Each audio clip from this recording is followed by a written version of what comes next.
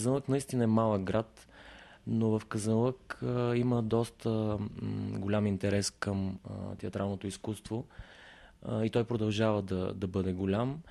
Все пак това е един от малкото градове, в които извън столичен, в който от 135 горе-долу години назад се е развила театрална дейност. Там има много, в самия град, освен театър, има много изкуство, т.е. оттам са излезли доста известни актьори, художници, писатели. И там традициите в тази посока все още са запазени. И наистина това е така добре за казанлъшката публика. Тя се радва на всяка една наша премиера. Много откровенна, много критична понякога, но доста вярна вече публика на театър Любомир Кабакчиев. Аз ще се моля за вас. Горделива си, пази се. Защо? Ти си на 18 години, а не вярваш в любовта.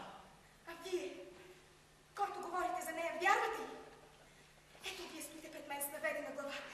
Коленете ви са се протъркали по килимите на вашите любовници, а вече сте забравили техните имена.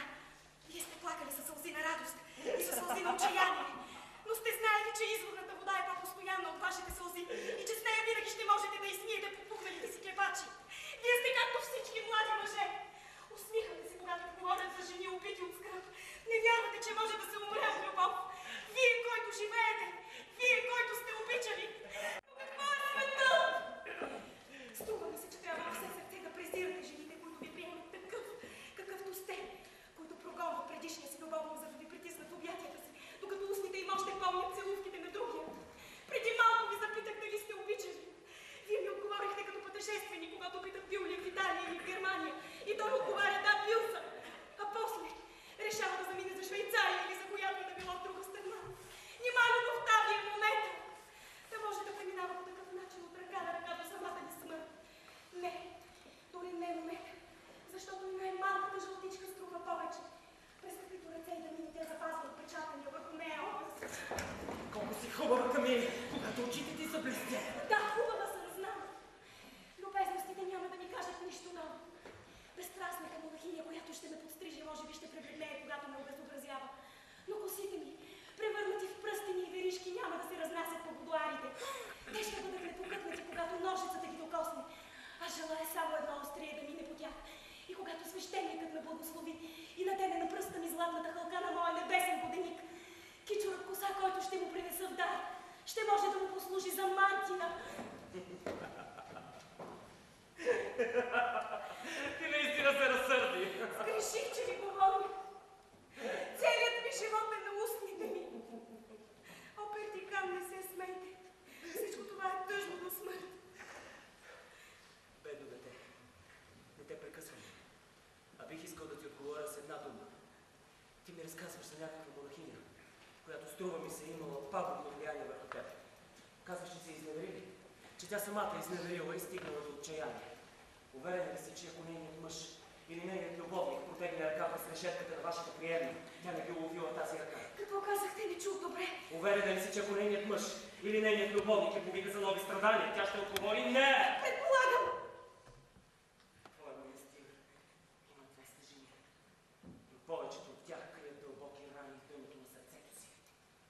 Те са ти накарали да се докоснеш до раните. Отсветили са текстовете ти мисли с капки от своята кръв. Те са живели, нали? И с ужас са ти показвали своя жизнен път.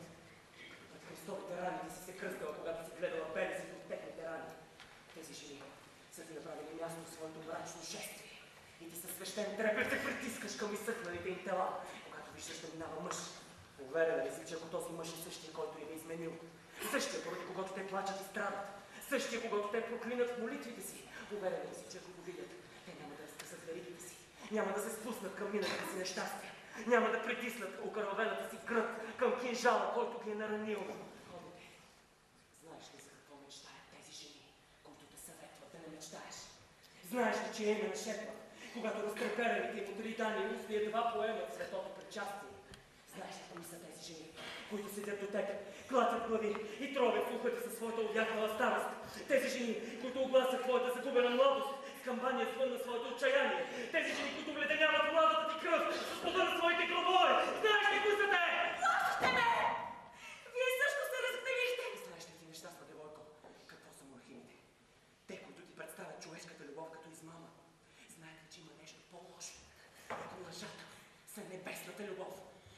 че вършат престъпление, когато нашепват на една девойка думи на жена. Как се дълбучи? Как предвидях това, когато ти се спря през портрета на нашата пралеля? Ти искаше да си тръгнеш от тук, без да ми подадеш ръка. Не искаше да видиш тази гора. Това изворче, което ни гледа и пролива сълзи. Ти се отричаше от дните на своето детство и гипсовата маска, по която монахините са скрили твоето лице, отказа братската ми целувка. Но сърцето ти се разтопля. То забрави името си. И да не знае дори азбуката. Ти дойде, седна на тревата и ето ни сега заедно. Добре, Камили. Тия жени правилно са ти говорили. Те са те насочили по правилен път. Това може да ви струва щастието на целия ми живот. Ти им кажи от мое име. Небето не е за тях. Нито за мен. Нали? С Богом, Камили. Върни се в манастира. И когато слушаш отвратителните истории, които са те отровили, отговори това, което ще ти кажа. Всички мъже са лицемерни, надменни, лъжци, бъбрици и погни, чувствени и достойни за презрение. Всички жени са коварни, лукави, чтеславни, любопитни и развратни. Светът е бездънна помийна яма, където най-безобразни гадини пълзят и се мятат върху планини от кал. Но на света има нещо възвишено и свято. Това е връзката на две такива несъвършени, такива ужасни същества. В любовта често си мален, често си нараняван, често си нещастен, но обичаш. И когато застанеш пред прага на гроба, можеш да се обърнеш, да погледнеш назад и да кажеш да. Често страдах, понякога съм се лъгал, но съм обичал. Живял съм аз, а не някакво изкуствено същество, създадено от моето високомерие и моята скука. Не съм запознат с предишни интерпретации на тази пиеса. За любовта шега не бива. И общо взето, моят прочит всъщност не беше... Аз не съм го сравнявал. Това може би е така отчасти немърливост, отчасти просто умишлено търсено. От моя страна, избягвайки влияние и други прочити, но когато започнах да репетирам ноември месец с любовта шега не бива, аз тръгнах просто от това, че харесах текста. Вътре има едни теми и проблеми, които са мои, вечни, не само моите, са вечни теми, да. И Мюсе общо взето преди 2 века успял така да напипа неща, модерни неща, които са много близки до нашата съвременна чувствителност или може би просто които ще бъдат близки до всяко едно поколение и то трябва на свой ред да произнесе своето мнение, своето виждане върху тези проблеми.